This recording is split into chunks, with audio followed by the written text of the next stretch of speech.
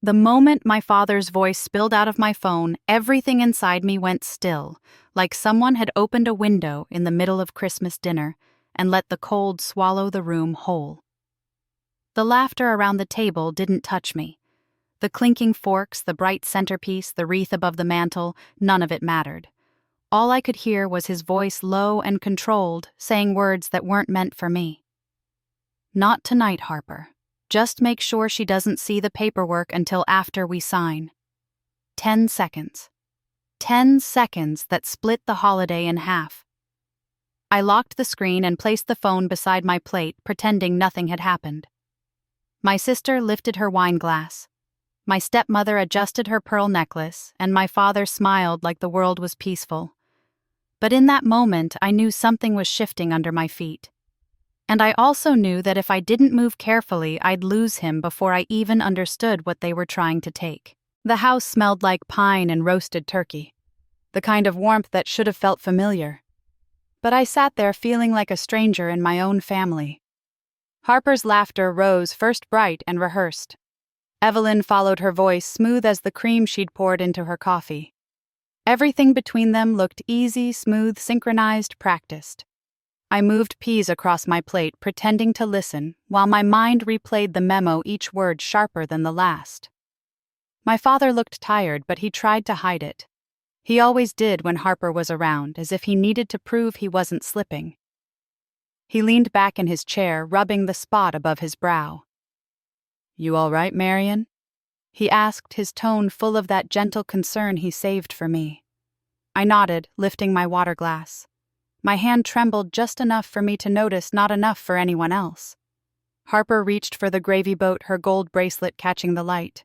She smiled at me, too sweet, too polished. "Relax," she whispered when she bent forward to grab the rolls.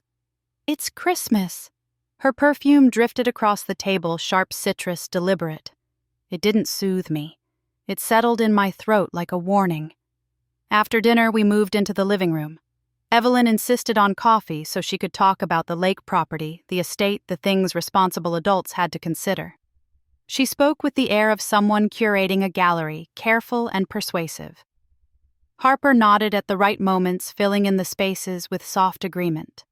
My father sat between them, calm but quiet, letting them guide the conversation like he had handed them the reins without noticing. I watched it all from the corner of the couch, the firelight flickering against the ornaments behind them. My phone felt heavy in my pocket. I didn't replay the memo, but the words wouldn't leave my mind. Paperwork. Signing. Make sure she doesn't see.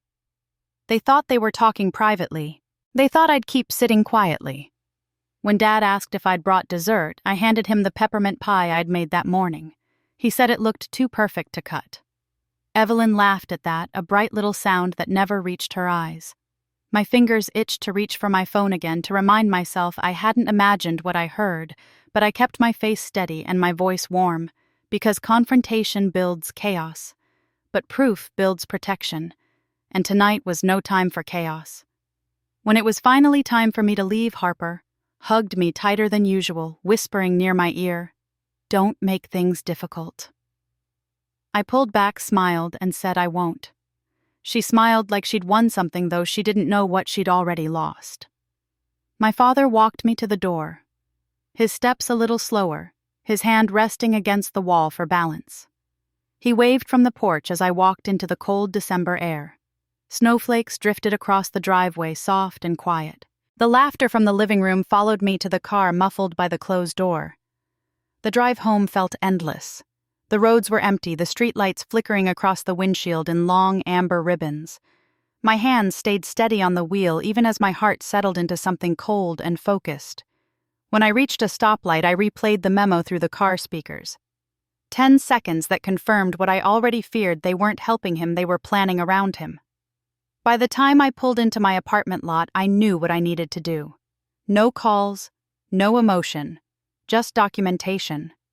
I'd spent years teaching compliance officers how to handle misconduct quietly, thoroughly, without alerting the people being reviewed. Tonight I would start applying those rules at home. Inside, the hum of the refrigerator filled the silence. I sat at the kitchen table, opened my laptop, and created a folder named Family Documents. I backed up the memo 3 times external drive encrypted cloud hidden directory. I checked the timestamp, the metadata, the recording source. Then I opened my old notebook, the one with a broken spine, and wrote down the sequence of events in clear, steady handwriting. Dinner. Memo. Tone. Time. Witnesses present. Suspected intent. By midnight, the city outside was quiet, blanketed in snow, and I made myself a promise as I turned off the lamp. Every word, every action, every attempt to move the ground beneath my father would be recorded. They wanted secrecy. I would answer with clarity. The morning light felt colder than it should have, the kind of pale winter blue that made everything sharper. I woke before my alarm, the voice memo still echoing in the back of my mind like a thread pulled too tight. I lay there for a moment, staring at the ceiling, letting the weight of what I'd overheard settle fully into place. The house was quiet, the heat clicking through the vents. My binder sat on the dining table where I'd left it empty for now, waiting to be filled. I brewed coffee hands steady despite the exhaustion. As the pot sputtered, I checked my phone. No messages from Dad. 2 group texts from Harper, both about Christmas leftovers, and a picture of a cheese board she arranged for her friends. I didn't open either one. Instead, I opened the memo file again, listening for any hint, any tone, any word I might have missed. Not tonight, Harper. Just make sure she doesn't see the paperwork until after we sign. His voice was strained lower than usual, like he was trying to stay calm while someone urged him along. I sat at the table, sipping my coffee, staring at the condensation on the window. I'd told myself after Mom passed that I would never involve myself in estate decisions unless Dad needed support. But this wasn't support. This wasn't even oversight. It was orchestration, quiet, intentional, and timed to a holiday when I was expected to keep the peace.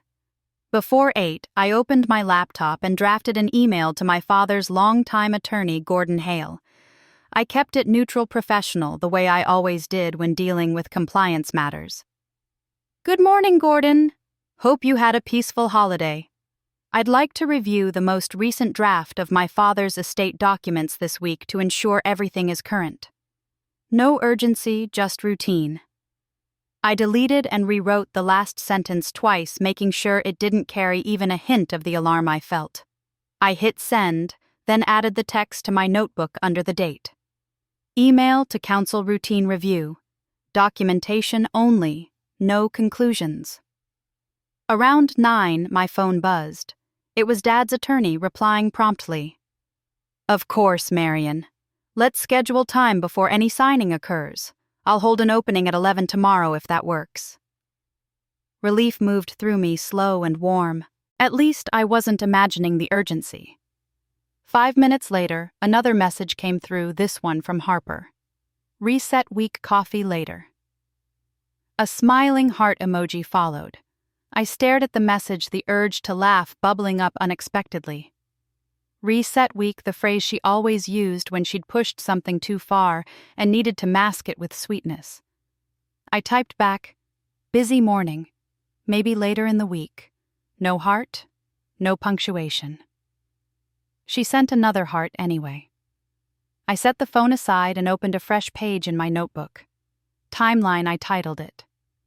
Underneath, I listed everything in order. Dinner at Dad's memo received paperwork referenced witness presence, no confrontation. Then I added the family calendar screenshot from last night, the event labeled Document Signing Tuesday 9 a.m., created by Harper, not Dad. Around 10, my father called. His voice sounded warm, cheerful, unaware of the undertones shifting around him. Morning, sweetheart. Just wanted to remind you about the meeting with Alan tomorrow, he said, using the wrong attorney's name. Your sister says it'll make things simple. My stomach tightened, but I kept my voice steady. I'll be there, Dad. I'll help keep everything organized. He chuckled, pleased, then hung up after wishing me a good day. When the call ended, I rested my hand on the table, letting the quiet settle again. The fact that he thought the meeting came from him, not from Harper, told me more than the memo had. Someone was shaping his schedule for him. Someone was speaking first and letting him catch up only after decisions were already made. Around noon, I checked my email again. A message from Janet, the branch manager at Dad's bank, appeared with a soft ping. I'd asked her earlier in a carefully worded message to confirm whether any changes had been initiated on the family accounts recently. Her voicemail was brief, clipped, and calm. "Hi, Marion. No formal changes processed, but there was an inquiry flagged last week. Category beneficiary update. It wasn't finalized. Let me know if you need documentation." I replayed it 3 times, taking notes on each sentence. Category beneficiary update. Not finalized. That meant an attempt had been made one step away from binding. My pulse stayed steady as I wrote it down. But the quiet inside me shifted no longer uncertainty, something closer to resolve. By mid-afternoon, the sky outside had turned gray snow drifting lightly down the street. I folded laundry just to give my hands something to do, then organized the binder into labeled sections: voice memo calendar logs, attorney correspondence, beneficiary, notices, and a new tab. Potential motives. I didn't assign anything under the last one. Not yet. I sat near the window as the snow thickened, sipping tea, listening to the hum of the radiator. Harper called around 3. Her voice was breezy, almost musical. "Just checking in. You've been quiet today." I smiled into the air. "Just busy," I said. "Year-end work." She laughed lightly. "You never stop working. Anyway, Dad said he's glad you're coming tomorrow. He said you always make him feel safe signing things." Safe. The word hit like a pin dropped in a still room. "Well," I answered, "that's what I'm there for." She hummed, satisfied. "Good. This will all be straightforward." Then she changed the subject entirely, talking about a new coat she found on sale downtown. I let her talk. I let her fill the silence. I let her believe the ground beneath her was steady. When the call ended, I jotted down her phrasing, safe signing things, because it was the kind of slip people make when they're certain no one is listening closely. By the time the sun dipped behind the rooftops, my binder was neatly packed, 3 backups existed, and my resolve was set. Tomorrow's meeting wouldn't just be routine review, it would be the first step in pulling whatever threads they'd been weaving out into the light. I turned off the lamp and whispered to the quiet room, no confrontation, just clarity. And for the first time all day, the weight on my chest eased. The cafe smelled like butter maple syrup and something warm enough to feel almost safe. But the moment I stepped inside, that fragile comfort cracked. Harper waved from a corner booth, her hand lifting just a touch too high, just enough for people nearby to notice her. Vivian sat beside her in a cream coat and pearls, her coffee, untouched eyes sharp even in the morning light. Dad was there too, stirring sugar into his mug with slow, deliberate motions, like each swirl required focus. I slid into the seat across from him, setting my phone face down. Harper beamed. "Perfect timing. We already ordered pancakes for everyone." Her voice was bright, rehearsed, sparkling with that crystal clarity she used whenever she needed to control a room. I eased out of my gloves 1 finger at a time and smiled as if I didn't hear the rehearsed cheerfulness. "Pancakes sound good." Vivian's perfume drifted across the table, sweet, expensive, the same floral blend she wore to every important conversation. She leaned forward, carefully adjusting the napkin on her lap. "We were just talking about next steps," she said, her tone breezy, but her phrasing too prepared. "Keeping your father's estate tidy is so important. It saves everyone stress later on." Harper nodded eagerly, the perfect echo. "It's really simple, Em. Nothing complicated." Dad cut slowly into his pancake's eyes, down saying little. His shoulders looked heavier than usual. As they spoke over him, the silence of his absence grew louder. I kept my voice neutral. "Thinking ahead is smart. But we have to make sure everything follows standard procedures." Harper's smile didn't falter, but something in her eyes tightened. Vivian reached into her purse, drawing out her tablet. With a polished gesture, she turned the screen toward me. "We've been reviewing some drafts the bank sent over. Just templates, of course." On the screen was an email chain, the subject line reading, "Updated TOD template." The sender was not the main branch. It was a drafts-only regional service line, one that never issued verified documents. I studied the screen for a moment, then smiled politely. Let's forward these to the CPA for review. With asset transfers, the IRS requires strict compliance. A CPA's verification protects everyone. That single word "protects" made Harper shift slightly in her seat. Vivian paused halfway through sipping her coffee before forcing a small, pleasant nod. Of course, she said. We'll send them. Outside, light rain streaked diagonally across the window, blurring the street. Inside, the cafe's soft hum made everything sound gentler than it truly was. Dad talked quietly about the cabin he loved, how the roof leaked last fall, how he wanted to fix it once the weather warmed. Vivian immediately suggested selling it. Harper jumped in to agree, their voices layered over his like he was background noise. I looked at him. Do you want to keep it for summer visits, Dad? He hesitated. Fork paused midair. Maybe. Depends on what's easiest. I smiled gently. Whatever you want is what we'll make happen. His shoulders eased just slightly. When the waitress brought the check, we all lingered near the counter. Harper scrolled through her phone, laughing once under her breath. Vivian leaned in to whisper something to her, and Harper stiffened almost imperceptibly. Curiosity flickered, but I kept my posture loose.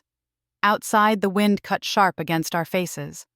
Harper hugged Dad tightly, then said she'd call him later about Friday's plan. Vivian's smile toward me was polite but thin. We'll loop you in, she said lightly. Once everything's finalized. I returned the same polite smile. Of course. I'm happy to review everything when it's ready. On the drive home, my mind worked in clean clicking motions. The patterns were forming faster now, draft templates, vague plans, shared assumptions. Harper's confidence wasn't subtle. It was the confidence of someone who believed the finish line was already crossed. At a red light, I opened my notes app and typed brunch, the Pines Cafe TOD templates mentioned. Harper and Vivian aligned. Dad unaware of timeline. Draft sender non-standard. CPA review needed. I added the timestamp and closed the phone, the screen dimming against the pale winter light. Back home, I hung my coat on the hook, still smelling faintly like maple syrup and Vivian's perfume. My inbox held 2 new messages. One from Laura, the CPA confirmation she had received my earlier inquiry. The second was a new family calendar alert, bank appointments added Friday, 9th and 10:15 a.m., tagged under Vivian's name, but created by Harper. I stared at the screen for a long moment, the details sinking into place like puzzle pieces that had always belonged together. Then I began a new email to Laura. Hi Laura, forwarding the attached for verification. Please confirm whether these templates align with standard compliance requirements or if additional witness verification is needed. I attached the forwarded drafts, hit send, and poured myself a cup of tea. The steam curled upward like a pale ribbon, softening the sharpness of the day. An hour later, Laura replied, Those forms are preliminary. They should never be used for signing. Sender is a drafts-only service. Recommend halting all use until verified. I felt something settle inside me, not panic, not anger, but a quiet readiness. I printed her response, placed it in a new tab labeled Brunch Records, and slid it into the binder. At 6, Harper called again. Her voice was sugary sweet. Just making sure you got home safe. That was fun today, right? It was productive, I said. She laughed lightly. Oh, it wasn't a meeting. We were just catching up. Sure, I said. By the way, I forwarded the forms to Laura. She'll make sure everything's handled correctly. There was a pause. Sharp, thin, barely there. Okay, she said. I didn't think that was necessary, but whatever makes you comfortable. When she hung up, I sat in the dimming room looking at my reflection in the window. Outside, the rain tapped quietly. The pattern was clearer now than ever. They weren't moving fast because they were efficient. They were moving fast because they needed to stay ahead of me. But speed leaves a trail. And for the first time, I felt firmly, quietly certain I was already catching up. The bank was quieter than I expected, the kind of silence that made every small sound feel deliberate. Pens on chains clinked softly against the counter, and the polished floor reflected the fluorescent lights like a sheet of cold glass. I arrived 5 minutes early, coat buttoned tight, the folder tucked under my arm. Janet Price stood at her office doorway holding a clipboard and giving me a knowing, gentle smile, the kind worn by someone who has seen every kind of family trouble but never comments on it. "Emma," she said warmly. "Right on time." I thanked her and followed her inside. Through the glass walls, I could see Harper seated at another desk, with a teller posture, perfect smile, bright and airy. Vivian hovered behind her arms, crossed, expression alert beneath the veneer of calm. They hadn't seen me yet. Janet's door clicked softly behind us. Her office smelled faintly of vanilla and copy paper. She gestured for me to take a seat. "What can I help you with today?" she asked, her voice calm but carrying the firm authority of decades in the job. I kept my tone neutral. "Just checking on some account activity, making sure nothing unexpected is in motion." She nodded and typed quickly, the rhythmic tapping of keys filling the quiet space. After a moment, she turned the monitor toward me. "No formal changes have been processed. There was an inquiry logged last week, beneficiary update, but it was tagged as incomplete." I leaned slightly closer, my heartbeat steady. "Who initiated it?" She scrolled down. "It lists a joint request from Robert Reed, verified by Harper Reed." She paused before adding, "But there's no signature or physical confirmation from your father. Without that, nothing moves." I nodded slowly. "Can you add a note that he confirmed no changes until further notice?" "Of course," she replied, already typing. "Do you want it in writing?" "Yes, if that's standard." She smiled faintly, a knowing softness in her eyes. "Standard when things get complicated." Before she could finish the note, the door swung open. Harper entered with that familiar brightness in her voice, a little too bright. "Oh, there you are. Didn't know you were here too." Vivian stepped in behind her, her composure smooth as ever. "We were just finishing up a few things with your father's account," she said lightly. Janet didn't stand, didn't close the folder in front of her. She simply lifted her chin. "For changes of that nature, I'll need the account holder present." Harper blinked, her smile tightening. "Right, of course. We only wanted to prepare the forms. Dad said it was fine." Vivian jumped in quickly. "He trusts us to handle the paperwork." Janet's voice remained pleasant, but the edge sharpened. "Policy requires direct verification. Any perceived pressure triggers a 72-hour cooling-off period." She let those last 3 words sit heavily in the air. Harper's smile thinned. "I didn't realize it was that strict." "It protects everyone," Janet said simply. Vivian stood gracefully, but her jaw twitched. "Surely there's a way to prepare things in advance." Janet rotated the monitor toward them. "There's a pending note on the account. It states no changes are to be made until further review." Harper glanced at me for the briefest second, her eyes sharp. I smiled politely. "Keeps things simple," I said. Vivian made a soft, polite laugh, though her eyes were cold.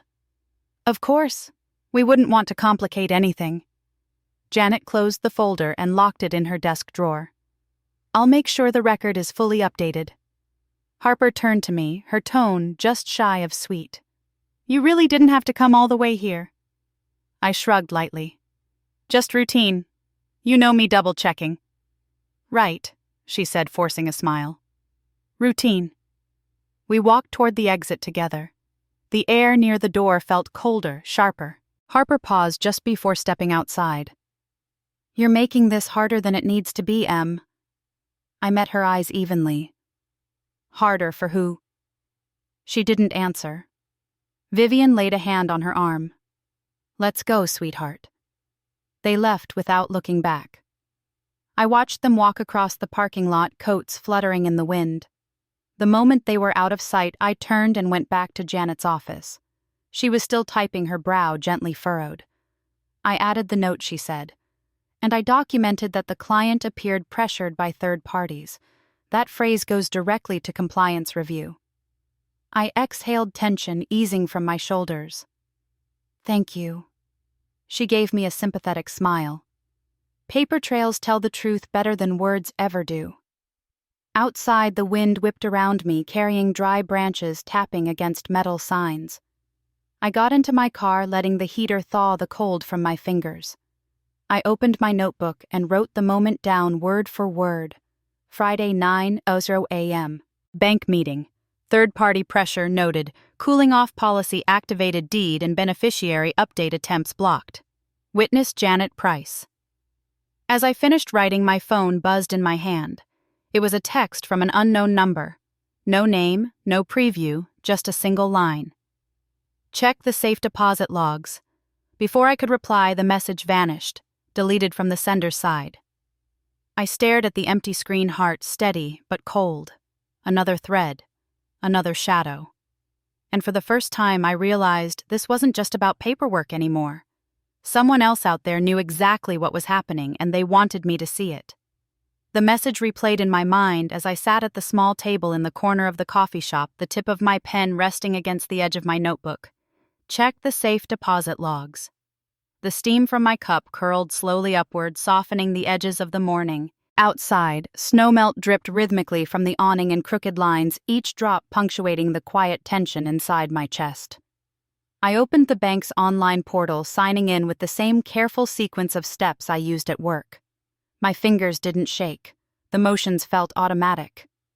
When the dashboard finally loaded, I navigated to the restricted access section, an area most clients never knew existed. The sight of it made my breath catch. 2 vault entries were listed for the past week. 2 unverified accesses. 1 labeled family access. 1 completely blank. Both occurred within a window of days that aligned too well with the brunch meeting and the calendar edits. I stared at the screen until my eyes burned, forcing myself to memorize every timestamp before taking screenshots. The espresso machine hissed behind me, grounding me just enough to keep moving. When I finished documenting everything, I closed the laptop and went to my car. The winter light had already begun to fade the sky, turning a pale, tired gray. Back home, I set my coat over the chair and turned on the lamp by the window. The apartment filled with a warm glow that felt almost like a shield. Then I reopened my notebook, my armor, and began to write Vault Access Log, Entry 1. Tuesday, 3:42 p.m. marked Family Access. Entry 2. Thursday, 6:00 p.m. Temporary authorization. No customer listed. Possible external involvement. Check badge logs. Verify internal communications. Request legal preservation. Each line steadied me. Each word reminded me I wasn't imagining anything. After updating my notes, I sent a message to Alan. Unverified vault entries detected. Need preservation request. We'll discuss in the morning. His reply was short, efficient. Understood. Print logs and bring them. We'll set a hold. The rest of the evening passed in a muted rhythm.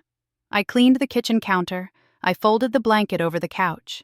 I watered the small plant on my bookshelf, the one Dad had given me a few years ago. Everything felt quiet, waiting. By nightfall, the snow had returned in soft, drifting sheets brushing faintly against the windows. I sat near the glass with a cup of chamomile in my hands, staring at the untouched street below. If they went into the vault, what were they trying to access? Was it the will financial documents? Something buried years ago. A part of me didn't want to know, but avoiding the answer had never protected anyone. Before bed, I opened the family calendar again. The bank appointments were still there unchanged, and someone had added another event for Saturday quick review created by Harper, modified by Vivian. I took a screenshot, saved it to my archive, and closed the app. The next morning, I woke before the alarm. The air was cold sharp with the early hint of dawn. I made coffee, packed the printed logs, and drove to Alan's office. The sky was the color of steel, the roads lined with gray slush. Alan was already waiting, sleeves rolled, coffee half finished. His office smelled faintly of old books and lemon polish. I handed him the printed pages. He scanned them, nodding slowly, jaw tightening just slightly. "There's enough here to freeze activity," he said. "Vault access without authorization is a red flag. I'll handle this the right way." He picked up the phone and dialed the bank's legal department. His tone shifted steady, commanding the voice of someone who understood the stakes without needing them explained. He requested a legal preservation hold on all vault records, badge entries, security logs, internal communications, and access request forms. "Chain of custody must remain intact," he said. "Any alteration would be a compliance breach." When he hung up, he turned to me. "They can't delete anything now." For a moment, the weight in my chest eased. "How long does the hold last?" I asked. "Indefinitely," he said, "unless challenged. And even then, it's still logged." He typed quickly, drafting a formal letter to confirm the request. The sound of the keyboard was fast, confident, decisive. When the letter was ready, he printed it, signed it, and handed me a copy. "Keep this with the memo," he said. "We'll need it later." I slipped the document into my folder, the crisp paper sliding neatly into place. Proof. Protection. A new wall built between my father and whatever they thought they could orchestrate in secret. As I drove home, the heater humming softly, a new email appeared at the top of my phone's lock screen. Acknowledgement of preservation request. Attached was the hold number and the list of documents under protection. I pulled into the driveway, parked, and leaned back against the headrest. For the first time since Christmas dinner, something like strength, not adrenaline, not fear, settled inside me. A slow, steady kind of certainty. This wasn't paranoia. This wasn't imagining patterns. This wasn't overreacting. They were moving around him, and now every step they took was being recorded. That evening, another message arrived from the same unknown number. "Check internal badge logs next." 3 words this time. No explanation. No signature. But I didn't feel fear anymore. I felt ready. Because whether this person was warning me, helping me, or using me, I didn't care. Every path they pointed to led me closer to the truth. And I wasn't going to stop until I had all of it. The air outside Alan's office was sharp with winter when I stepped onto the sidewalk, the wind brushing cold against my face as if urging me to keep moving.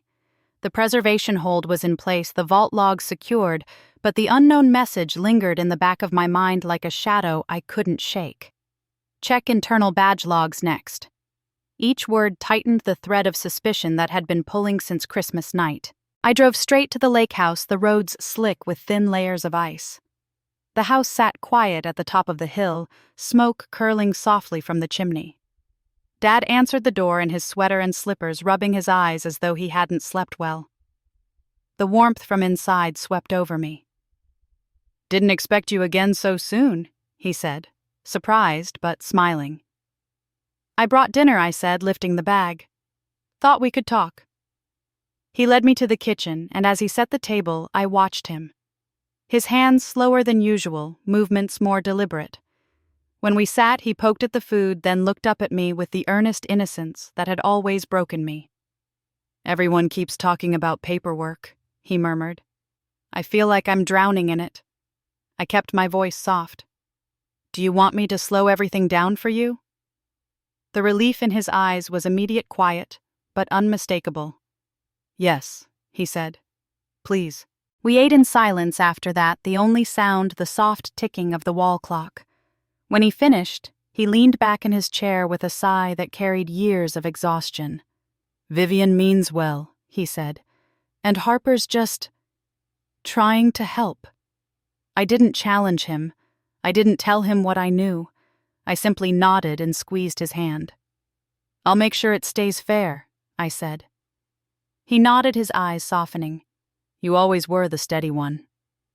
He went to rest by the fire, and after a few minutes, the quiet, steadying breath of sleep filled the room. I moved down the hallway toward his study. The floor creaked beneath my feet, the same old spots from childhood.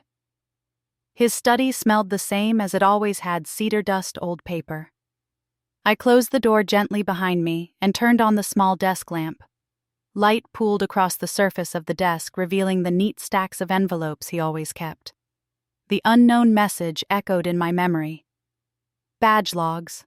Vault access. Something else was here, something they'd been circling around. I opened the drawer on the right side. Empty. The left one stuck slightly. When it finally slid open, a small metallic clink sounded. A key. Thin, old, cold to the touch, the spare key to the study safe. I hesitated. Then I slid the key into the drawer's bottom lock, a hidden compartment I'd only ever seen once when I was 14. It opened with a soft click. Inside were 2 envelopes. One yellowed with age. The other newer, sealed with a municipal notary stamp. My name was written on the front of the newer one. My breath caught. I didn't open it. Not yet. Instead, I photographed everything in place. The drawer, the key, the envelopes, the angles, the timestamps. Chain of custody. Proof. Then I sealed the envelopes inside a document protector and slipped them into my bag. Dad stirred in the next room, and I closed the drawer, restoring everything exactly as it had been. When I walked back into the living room, he was awake, blinking at the fire. Leaving already, he asked. "I'll be back tomorrow," I said. "There's just something I need to check on first." He nodded and reached into his robe pocket. "Take this," he said, pressing a small object into my hand. It was another key one I hadn't seen since childhood, the spare to the study safe itself. "Just keep it for now," he whispered. "I don't like the thought of things disappearing." The words hung in the air like a thin layer of frost. When I drove home that night, the roads were empty and snow fell in slow, patient spirals. The unknown tipster, the unverified vault access. Harper's confidence, Vivian's precision, every thread moved toward the same center. Something in that study drawer wasn't just important, it was dangerous. By the time I reached my apartment, the sky was black and silent. I set the envelopes on the kitchen table and stared at them, the lamplight catching the notary seal in a faint gleam. Finally, with steady hands, I put on cotton gloves and opened the newer envelope. Inside were 2 pages. The first, an older beneficiary form that had been partially erased and rewritten. The second, a note in Dad's handwriting dated 4 years ago. "My intent is equal division. If changes appear otherwise, assume they were made without my full understanding." I sat back, pulse steady, but cold. This wasn't paranoia. This was a warning he'd left for me long before Christmas dinner. I documented everything, photos, metadata, scanned copies, and labeled the folder Chain of Custody B. By midnight, my notes spanned 2 pages. Harper's burden, Vivian's strategy, their push for speed, the vault, the drafts, the messages, and now this, Dad's silent plea from a time when he felt pressure tightening around him. Before going to bed, I whispered to the empty apartment, "I'll protect you. I promise." The words didn't echo. They settled into the quiet like they belonged there. Alan was already at his desk when I arrived the next morning, sleeves rolled up, coffee half finished, the room smelling faintly of old books and printer ink.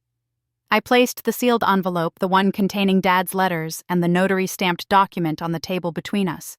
He inspected the seal, then noted the date and time in his ledger before signing across the flap. Only then did he open it, sliding the pages out with the carefulness of someone handling evidence rather than family papers. He read each page in silence. I watched the way his brow furrowed slightly at Dad's handwriting, the lines written with clarity and intention. "My intention is equal division. Comfort for my spouse, not control. If confusion arises, trust Emma's judgment." When he reached the evaluation report from the clinic dated just 2 months earlier, his expression sharpened. The phrase, "mild vulnerability to external influence," was underlined twice. This, he said, quietly confirms capacity and long-term intent. He lifted his eyes to mine. "It's more than enough to anchor the restatement." Laura, the CPA, arrived minutes later carrying her ledger. The paralegal, Denise, entered with the notary seal and a camera. Their presence turned the room into something more formal, more guarded, less like a conversation, more like a process being executed. But the moment Vivian appeared in the doorway, all that structure tightened. She stepped inside wearing a soft gray coat, her perfume drifting in before her. "I was just dropping off Robert's medication," she said lightly. Her eyes flicked to the stack of documents on the table. "What's all this?" Alan gestured calmly. "Confirmation of Robert's original intent. We're reviewing it now." Something in her expression wavered just a flicker, but enough to notice. She crossed the room elegantly and sat, placing her purse beside her. "Good. I'm glad everything is being reviewed." Her voice was smooth, but the tightness around her eyes gave her away. 10 minutes later, Harper rushed in, hair still damp from a morning shower phone in her hand. "Sorry, traffic," she said, sliding into the chair beside Vivian. Her gaze landed on the documents. "We're redoing everything again." "Seriously?" Alan didn't look flustered. "We're clarifying, not redoing. The law requires clarity." Harper's eyes darted toward me. "You really can't leave this alone, can you?" I didn't raise my voice. "I'm making sure Dad's wishes are respected. That's all." Her jaw tightened. "They are respected." I didn't respond. Laura cleared her throat, bringing us back to structure. "Shall we proceed?" Alan began reading through the restatement drafts, each clause rooted in Dad's letters, each line reflecting his intent, equal division 5-year comfort clause for the lake house removal of old joint transfer shortcuts and a clean distribution plan. Vivian listened, her posture composed, but her fingers tapping softly against her knee. Harper looked down at her hands, twisting her ring in restless spirals. When Alan finished, he passed the acknowledgement sheet around. "This simply states you've reviewed the documents and understand the basis for the restatement." Vivian hesitated, then signed. Harper pressed her pen harder than necessary, leaving a small tear in the paper. Dad's signature, though shaky, was legible. I signed last, steady and deliberate. After the signatures were collected, Laura pulled out the compliance logs she'd gathered from the bank. Her voice remained calm, but carried the weight of truth. "There were 2 vault visits this week," she said. "One logged under Harper's access badge, the other under a temporary authorization."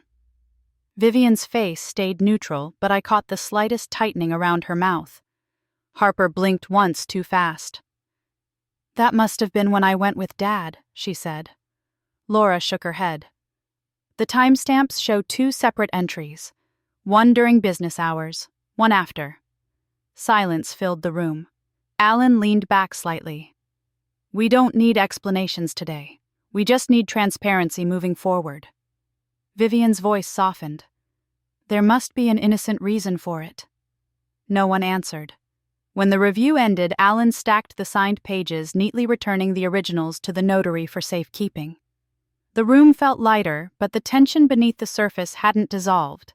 It had simply been documented. Once Dad stepped out to stretch his legs, Vivian turned to me. "This is becoming excessive, Emma." I met her eyes steadily. "Excessive is accessing vaults and drafts without authorization." Her jaw clenched. She didn't speak again.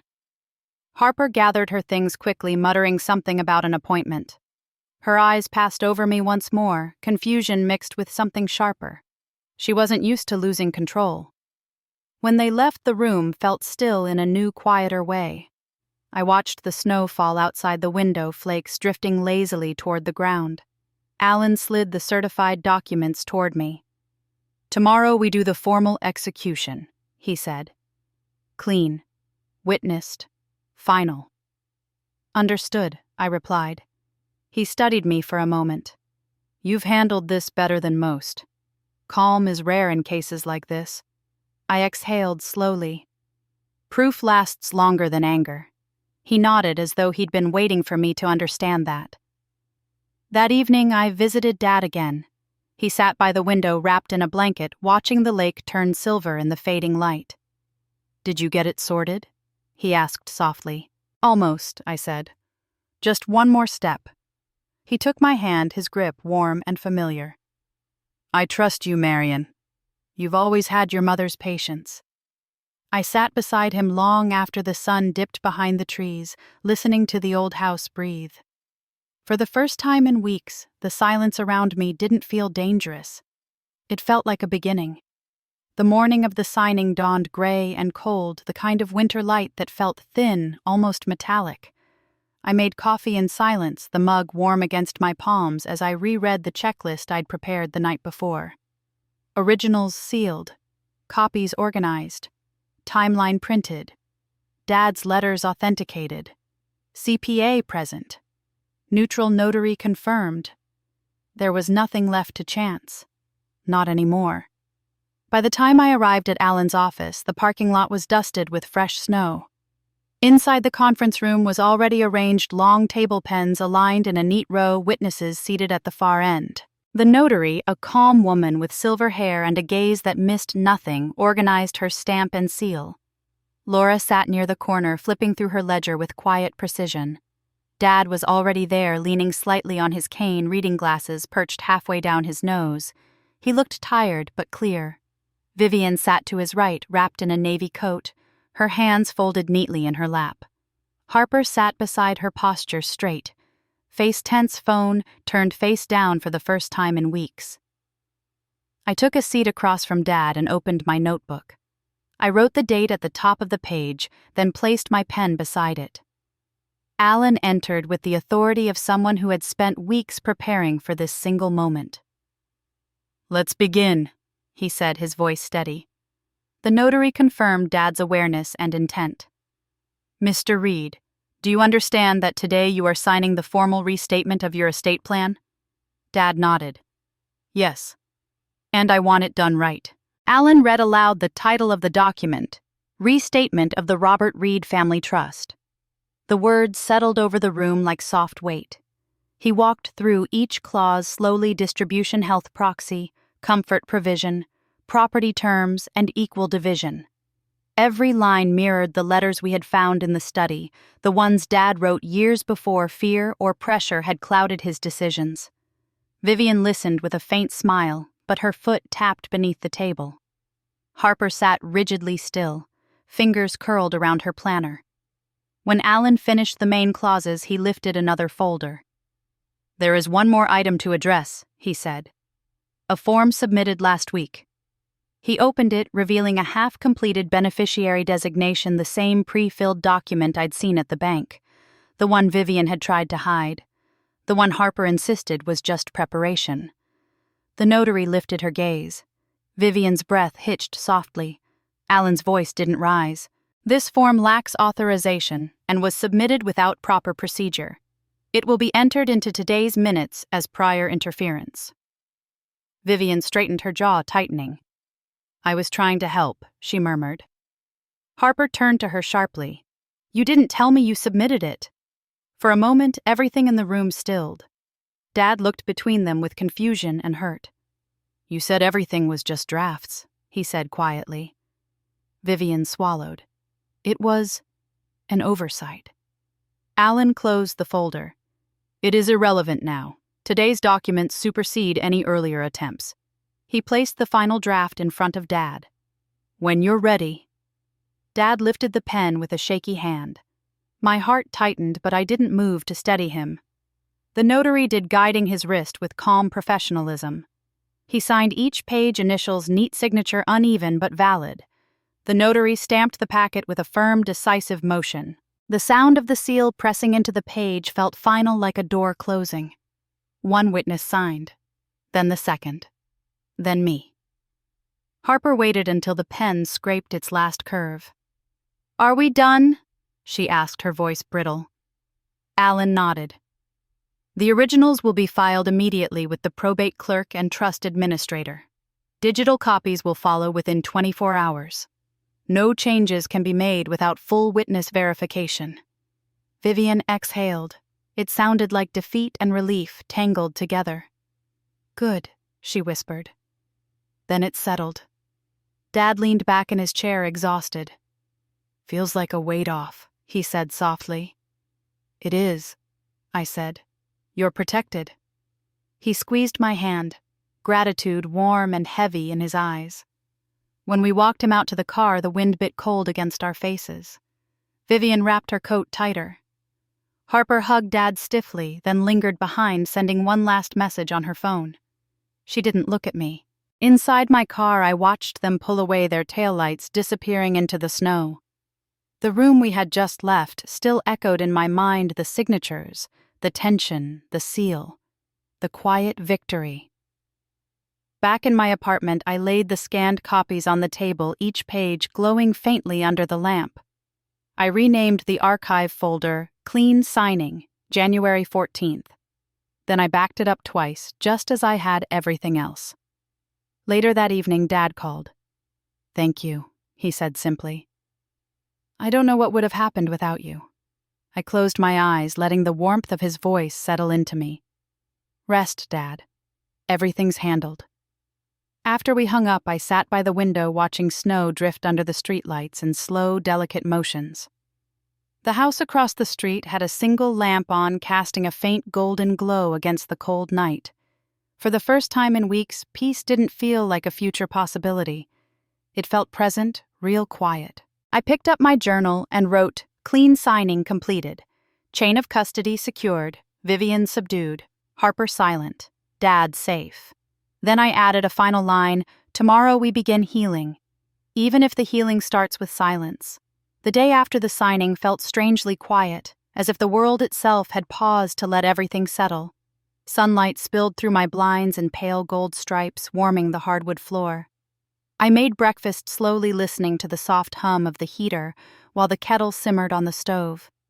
For the first time in weeks, I didn't wake with a knot in my stomach. The documents were filed. The trust was clean. Dad's intentions were preserved. I should have felt finished. But peace, I learned, has an aftertaste. It lingers, but so does the memory of what almost happened. Around mid-morning, Dad called. His voice was lighter, like someone had lifted a weight he'd been carrying too long. "Got some sleep for once," he said. "I think I'm finally catching my breath. I'm glad I told him. You deserve some quiet." He talked about the lake, about how it looked frozen from his bedroom window. He sounded like himself again, not confused, not pressured, just Dad. When we hung up, I stayed on the couch for a moment, holding the quiet as if it were something fragile. Then my phone buzzed. A message from an unknown number. Same number as before. "Check Saturday's calendar revisions. Look at the original creator." My breath stilled. Even after everything, the trail wasn't over. I opened the family calendar. The event called Quick Review still sat there, scheduled for the previous morning. I tapped it open and scrolled past the timestamps. Created by Harper Reed. Modified by Vivian Carter Reed. Viewed by Dad Reed. Edited again Saturday, 7:48 a.m. But this part I hadn't seen before. Initial creator Harper via shared account override. Override. That required admin-level access. Something no normal user should have. A chill slid down my spine, not fear, but recognition. Harper hadn't been improvising these past few weeks. She'd been orchestrating. The drafts, the vault visit, the templates, the plans all tied together by her impulse for control and speed. But the override told me something deeper. She had access she shouldn't have had. Someone gave it to her. Or she took it. I stared at the screen until the details sharpened into focus. I took screenshots, saved them to my archive, and forwarded one copy to Alan. His reply came quickly. "Documented. Good catch. Leave it alone for now. Leave it alone." The phrase felt like a stone in my mouth. I closed the phone, set it face down on the table, and breathed. A knock sounded at my door. Soft, hesitant. When I opened it, Harper stood in the hallway, wrapped in a camel coat, cheeks flushed from the cold. Her eyes were bright, not with anger this time, but with something raw. Something close to panic. "We need to talk," she said. I stepped aside. She walked in slowly, looking around like she'd entered unfamiliar territory. She clasped her hands together, her gold bracelet sliding loosely on her wrist. When she finally spoke, her voice had lost its sharp edges. "I didn't know it would go that far," she said. I didn't answer. Silence has power, and she'd never learned how to sit in it. She swallowed, eyes flicking toward me. "Mom, Vivian. She told me it was just routine. She said Dad would understand if everything was..." Organized. Organized, I repeated quietly. Harper winced. I didn't sign anything. I didn't do anything behind his back. I just followed her lead. And the vault? I asked. Her face paled. That wasn't me. I mean, I used my badge, but I didn't know what she needed. She said she was checking old documents for tax season. After hours, I pressed. She looked down, shoulders sinking. She said you'd blow things out of proportion if you saw anything too early. I let out a long breath. Not angry, not relieved, just tired. You had override access to the shared calendar. I didn't. She froze, color draining from her face. I didn't realize it kept the metadata. Of course she didn't. Harper always liked shortcuts more than details. She rubbed her palms together harshly as if trying to warm herself. I'm not the villain here, Marion, she whispered. I just wanted things to be easier. For all of us. Easier for who I asked. She didn't answer. For a long moment she stood in the middle of my living room breathing shakily. It was the first time I'd ever seen her without that polished confidence, the first time she seemed almost human. I'm sorry, she finally said. The words came out thin, but real. I nodded, not granting forgiveness, not denying it, just acknowledging the moment. She turned to leave, but paused at the door. Dad, he trusts you more than anyone. I hope you realize what that means. I do, I said. When the door closed behind her, the apartment felt strangely quiet again, this time heavier than before. I sat on the couch and picked up my notebook. My pen hovered over the page for a long moment before I finally wrote, Harper intent unclear. Motivated by pressure. Fear loyalty. Vivian. Primary influence. Strategic. Calculated. Their plan could have worked if not for the memo. Dad's safe now, but vulnerable. Then I added another line beneath it. Peace is not the end. Peace is the beginning of truth. By late afternoon, the winter light dimmed into a soft blue hue, and I walked to the window. Snow drifted gently, covering the street in a muffled calm. My phone buzzed again, this time a message from Alan Clear. Your weekend. Rest. We'll handle anything else. I set the phone down and watched the snow until the world blurred into white stillness. Maybe healing starts here, I thought. Not with forgiveness, not with understanding, but with clarity. And clarity, I realized, was its own kind of peace. I woke the next morning to a pale wash of winter light spilling across my bedroom ceiling, the kind that made everything look softer than it really was. For a moment, I lay still listening to the quiet. No buzzing alerts, no family calendar updates, no sharp messages from unknown numbers. Just stillness. But I'd lived long enough to know that quiet often arrived right before something shifted. By 8, I was at my kitchen table with a mug of coffee and my notebook open, reviewing the last 3 weeks in neat inked lines. The voice memo, the brunch, the vault, the override, the signing, Harper's confession. Everything formed a clear trail, each step leading to this new unsteady calm. Then my phone buzzed again. Not a text this time, an email alert. Sender, Vivian Carter Reed. Subject beneficiary. Draft. My stomach tightened as I opened it. The document loaded blank 0 kilobytes, completely overwritten. The metadata showed a revision attempt made late the previous night, then saved as an empty file. Deliberate deletion masquerading as an error. I took screenshots, saved them, logged the time. Old patterns don't die quietly. I forwarded everything to Alan with one line. Seems we're not done. His reply came within minutes. Understood. Bring everything tomorrow. Let's review together. I closed the laptop and stared out the window. Snow drifted over the street in thin white sheets. A part of me wanted to pretend this was just an accident, that maybe Vivian had made a mistake, clicked the wrong file, saved over something unintentionally. But I knew better. She had lost control of the narrative and was trying to rewrite the past before the ink even dried. The knock at my door startled me. Through the peephole, I saw a woman in a dark navy coat, holding a slim folder and a clipboard. She introduced herself when I opened the door. "Helen Cross," she said.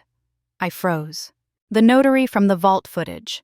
The one who had gone into the bank with Harper at 6 in the evening using temporary authorization. The one whose presence had triggered the preservation hold. "What are you doing here?" I asked, my voice steady but low. She hesitated before answering. I didn't know where else to go. I let her inside. She stepped across the threshold like someone stepping into a confession booth. Shoulders tense, breath uneven. She sat on the edge of the couch, hands folded around the folder. "I shouldn't have gone with her," she whispered. "I didn't know what she was doing." "Vivian?" I asked. She shook her head. "Your sister." My jaw tightened. "Harper brought you into the vault."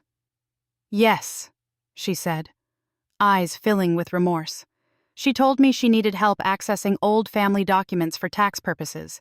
She said you'd agree once everything was finalized." I trusted her. I've notarized for your family before, and she was always polite. I sat across from her, letting the silence stretch. Helen swallowed. But when I realized the documents had pre-filled sections, and that she didn't want your father present, I started to feel uneasy. I waited. "She paid me in cash," Helen said, "and asked me not to log it until the next day." That's when I knew something was wrong. A chill crept over me. Not fear, not confusion, but the cold precision of truth, landing exactly where I expected it. Helen opened the folder. Inside were 2 printed forms, transfer on death drafts with Harper's handwriting in several fields. Some names were half erased, some lines redacted. None of it was complete, but it was enough. "I'm giving these to you," Helen said. "I can't be part of anything dishonest.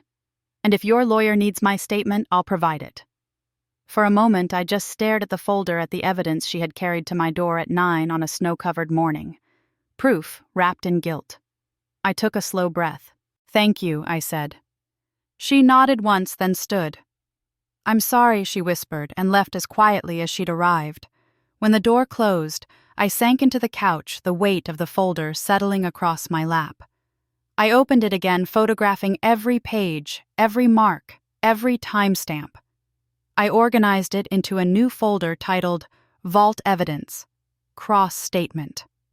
Then I sat back, letting the reality sink in. Harper hadn't just been caught in Vivian's shadow. She had been leading parts of it. By noon, I arrived at the lake house. Dad was in his recliner, wrapped in a blanket, a soft smile drifting across his face when he saw me. "Marian," he said, "you look tired." I tried to smile. "Long morning." He reached for my hand. "Everything okay?" Yes, I lied, because he didn't need the truth, not yet. Just checking in. He talked about the birds outside the window, the way the lake looked when the ice cracked at the edges, how quiet the house felt now. I let him talk, absorbing the simplicity of his voice, trying not to think of the papers in my bag. When he drifted off to sleep, I walked to his study again. The room felt warmer now, like the tension had lifted, replaced by something gentler, something close to peace. But peace, I reminded myself, isn't the absence of conflict. It's the presence of protection. I placed the signed restatement copy back into his desk drawer, aligning it neatly. Then I locked the drawer with the key he had given me. On the drive home, the snow thickened, soft and soundless. The world outside blurred into a white hush, the kind that made everything feel suspended. When I returned to my apartment, I opened my laptop again. I added Helen's visit and the overwritten file to my timeline. The entries filled half the page already, forming a map of every attempt, every shadowed step, every almost stolen choice. Then at the bottom, I wrote, "Truth doesn't need to be loud to be undeniable." I closed the notebook and let the quiet fill the room. Tomorrow, Alan and I would decide the next step. But tonight, the only thing I felt was clarity, sharp, steady, and stronger than fear. And stronger, I suspected, than anything Harper or Vivian had left. The next morning felt heavier than the ones before, as if the air itself knew what was coming. I woke before the alarm, the room still dark, my heartbeat steady but alert. Today wasn't about signatures or preservation holds. Today was about final clarity, about confronting what had been moving beneath the surface long before Christmas dinner. By 8 o'clock, I was in Alan's office with the folder Helen had given me.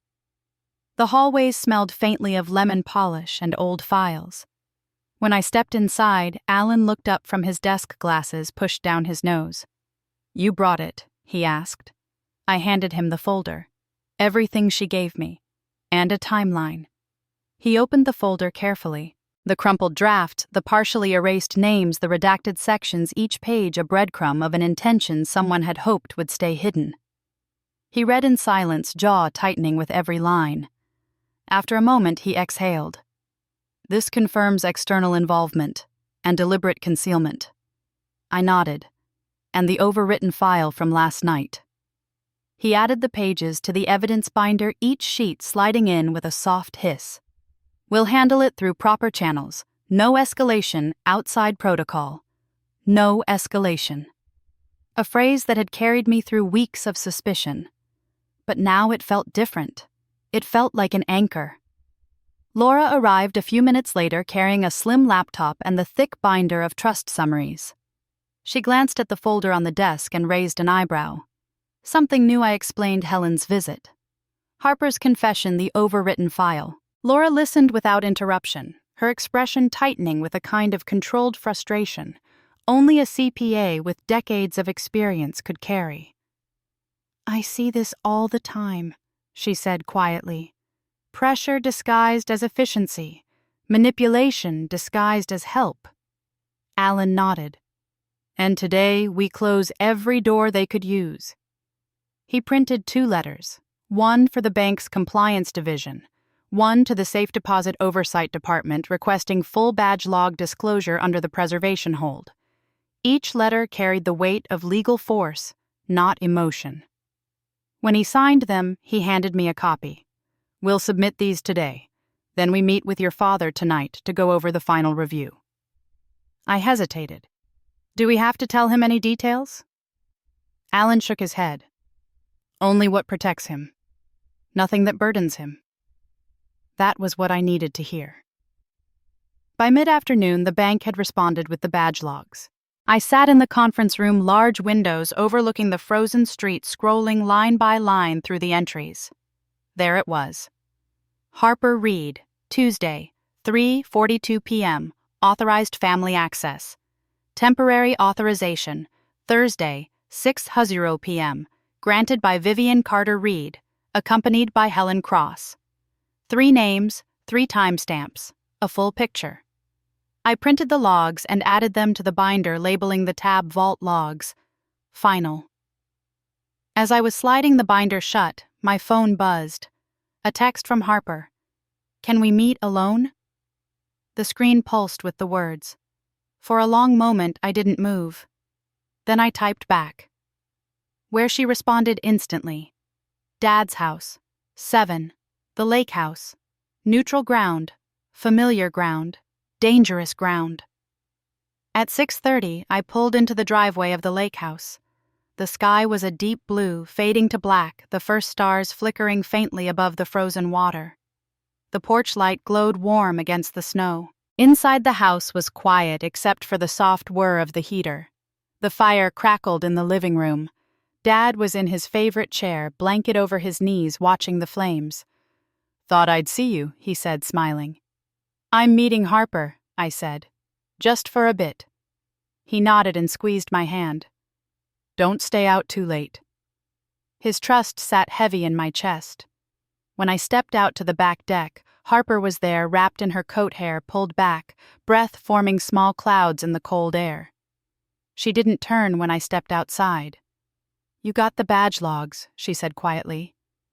"Yes." And Helen's statement. Yes.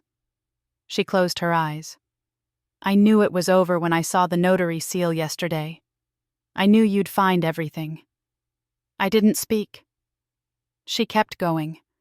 I thought I was helping. Mom said Dad was confused, said she was keeping things simple so he wouldn't stress about the details. I believed her. And the vault, I asked. She swallowed. She told me you'd ruin everything if you saw things too early. She said Dad wanted a streamlined plan. She said you were too emotional about the whole thing. The irony of that landed like ice between us. I crossed my arms. Why didn't you stop? Harper's voice cracked. Because I didn't want to be the one who slowed things down. Mom made it sound like we were fixing a mess you created. I stared at her reflection in the glass door, both of us blurred by the cold. You almost rewrote his life behind his back. I know. Her voice dropped to a whisper. I'm not asking you to forgive me. I just wanted you to know I see it now. All of it. For the first time since Christmas dinner, Harper looked like the sister I'd grown up with, not the polished adult who lived in certainty, but the scared girl who'd followed stronger voices too easily. I didn't step closer. I didn't offer comfort. But I didn't walk away either. After a long silence, she finally whispered, Is he safe now? Yes, I said. He's safe. She nodded once, shoulders shaking with a breath she didn't let out until moments later. Good. Inside, the fire popped softly. Harper wiped her face with her sleeves straightened and walked past me without another word. I let her go. I stayed on the porch until the cold numbed my fingers. The lake was a sheet of silver, unmoving, reflecting the pale moonlight. When I went back inside, Dad was dozing in his chair, peaceful in a way I hadn't seen in years. I tucked the blanket closer around him and whispered, It's almost over. Then I drove home, the binder in the passenger seat, the road quiet beneath the wheels. Tomorrow would be final. Not confrontation, not revenge, not punishment. Just truth, clean, documented, undeniable. And finally, the last step in protecting the man who trusted me to guard the parts of his life he couldn't hold steady anymore. The next morning arrived with a quiet so complete it felt like the world had been wrapped in cotton. Snow clung to the branches outside my window, each one bent under the soft weight. I dressed slowly, choosing a navy sweater and dark slacks, quiet clothes for a quiet ending. Today wasn't about fighting. Today was about closing the circle. By 10, I was back at Alan's office. The conference room looked different in the daylight, softer, less clinical. The notary sat at the far end of the table reviewing yesterday's documents with her calm, unhurried hands. Laura was already there too, sipping tea as she double-checked her ledger.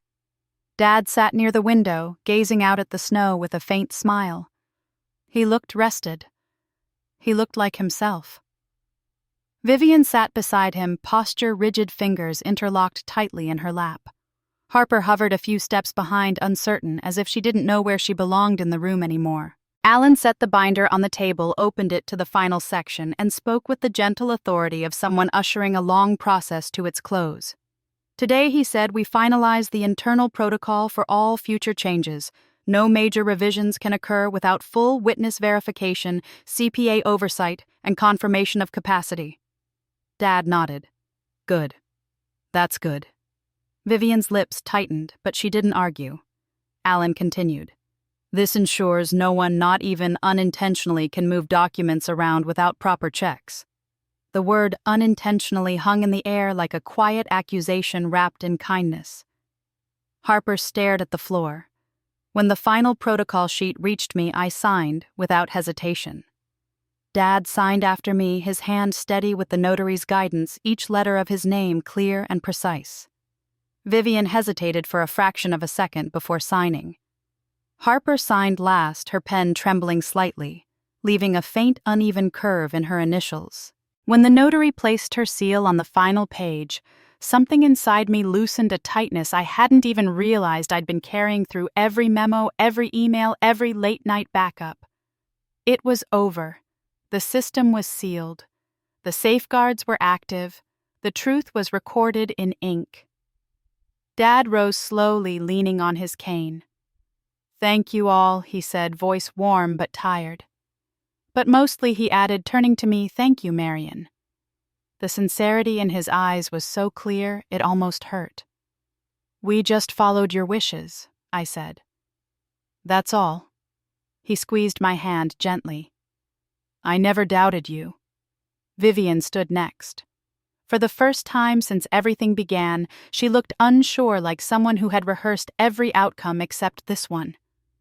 She smoothed her coat, hesitated, and then said softly, "We'll start fresh. I think that's best." It wasn't an apology, not quite, but it was the closest she had ever come. Harper didn't speak. She simply nodded, once her eyes wet but determined, and left the room before anyone else could see her cry. When Dad and Vivian drove away, the parking lot grew still again. Snowflakes drifted in slow circles, melting as they hit the pavement. I stayed behind a moment longer. Alan walked me to my car, hands in his coat pockets, breath fogging in the cold. "You did well," he said quietly. "Most people break halfway through situations like this." "I didn't have the luxury," I replied. "No," he said. "But you had something better. Patience. And proof." I smiled faintly. "Proof lasts longer than panic." He returned the smile. "And longer than people's attempts to rewrite the past." We said our goodbyes, and I drove home through streets blanketed in soft white. When I reached my apartment, I set the binder on the dining table, turned on the lamp, and poured myself a glass of water. The documents glowed under the warm light, clear, complete, unchangeable. For the first time in weeks, I allowed myself to breathe without calculation. Later that afternoon, I took the signed copies to the small safe in my closet. I placed them inside, locked the door, and rested my hand against the cool metal. A quiet certainty settled in my chest. Dad was safe. The estate was safe. The future was safe. I stood by the window watching snow drift across the street, soft and weightless. The world outside looked peaceful again. No whispers, no hidden documents, no midnight messages. Just winter. Just calm. And finally, closure.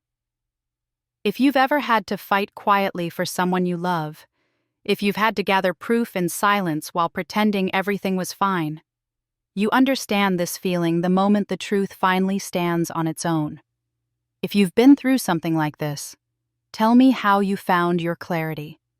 Share your story in the comments, I'd love to hear it. And if this journey kept you with me until the end, consider liking the video, subscribing, and staying for more stories where quiet justice speaks louder than revenge. Because sometimes the softest voice in the room is the one that changes everything.